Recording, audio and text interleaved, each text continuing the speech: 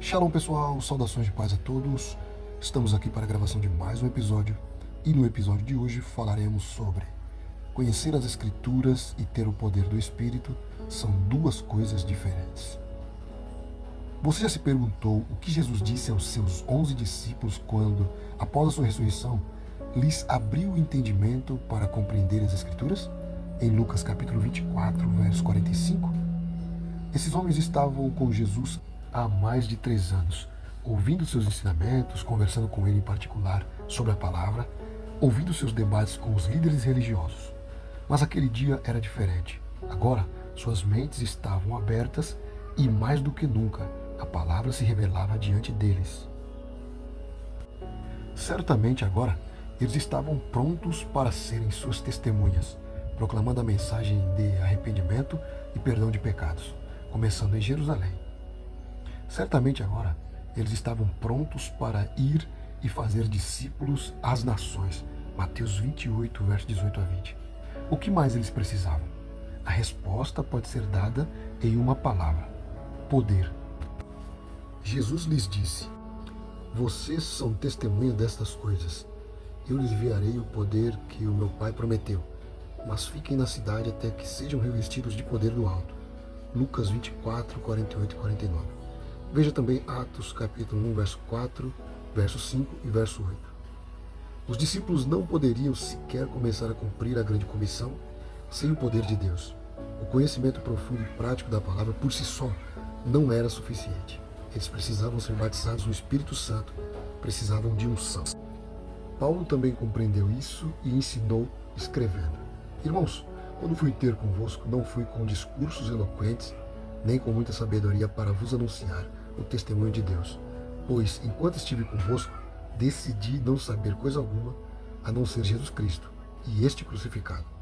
Fui ter convosco em fraqueza, temor e grande tremor. A minha mensagem e a minha pregação não consistiram em palavras de sabedoria e persuasão, mas em demonstração do poder do Espírito, para que a vossa fé não se apoiasse na sabedoria humana, mas no poder de Deus. Porque o reino de Deus não consiste em palavras, mas em poder. 1 Coríntios capítulo 2, 1 a 5, capítulo 4 e verso 20. Se alguém poderia ter sobrevivido sem o poder, esse alguém era Paulo. Que brilhantismo ele tinha, que amplitude de conhecimento bíblico que ele possuía. Que incrível penetração teológica esse homem possuía. Que capacidade de ensinar, pregar e debater.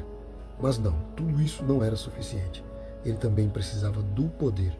Ele próprio foi convertido por meio de um encontro de poder divino. Foi esse poder do Espírito Santo que foi tão característico no ministério de Jesus e da igreja primitiva. Veja Atos capítulo 10, verso 38 e 4, 33. Experimente ler o livro de Atos sem os elementos sobrenaturais do Espírito Santo. Quase não há mais Atos. Atos sem milagres. Imagine o Pentecostes em Atos 2 sem o glorioso batismo do Espírito. Sim, imagine-o sem o som do vento forte e violento, sem as línguas de fogo, sem as línguas estrangeiras, proferindo sobrenaturalmente que atordoara a multidão, sem a pregação dinamizada que tocou os corações de milhares. Não haveria Atos, ou considere Atos 3, sem a cura milagrosa do homem que nasceu coxo. O capítulo inteiro seria inexistente.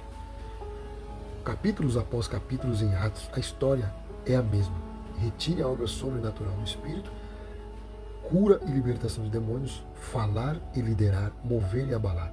E você terá alguns relatos inofensivos de disputas entre facções da igreja, alguns relatos tristes de pessoas morrendo, porque elas não ressuscitam dos mortos, é claro, desculpem, Dorcas e Eutico, e até mesmo Paulo sendo mortalmente picado por uma cobra venenosa. Esse teria sido o fim de sua história ali mesmo. Para considerar um exemplo com mais profundidade, pense em Atos 19 e seus milagres durante os 2 anos. Paulo discutia diariamente na sala de aula de Tirano, com o resultado de que todos os judeus e gregos que viviam na província da Ásia ouviam a palavra do Senhor. E isso é certamente importante, sem a palavra Paulo era ungido.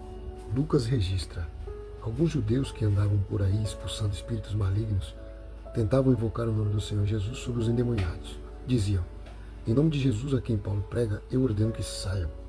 7 filhos de Seva, um dos principais sacerdotes judeus, estavam fazendo isso. Um dia, o espírito maligno lhes respondeu: Eu conheço Jesus e sei quem é Paulo, mas vocês quem são? Então o homem que tinha um espírito maligno pulou sobre eles e os dominou a todos, e deu-lhes uma surra tão grande e saíram da casa nus e sangrando. Atos capítulo 19, verso 13 a 16. Quando isso se tornou conhecido dos judeus e gregos que viviam em Éfeso, todos ficaram tomados de medo, e o nome do Senhor Jesus passou a ser tido em alta conta. Muitos dos que creram vieram e confessaram abertamente suas más ações. Alguns que haviam praticado feitiçaria juntaram seus rolos e os queimaram publicamente. Quando calcularam o valor dos rolos, o total chegou a 50.000 dracmas. Desse modo, a palavra do Senhor se espalhou amplamente e cresceu em poder. Atos capítulo 19, versos 17 a 20.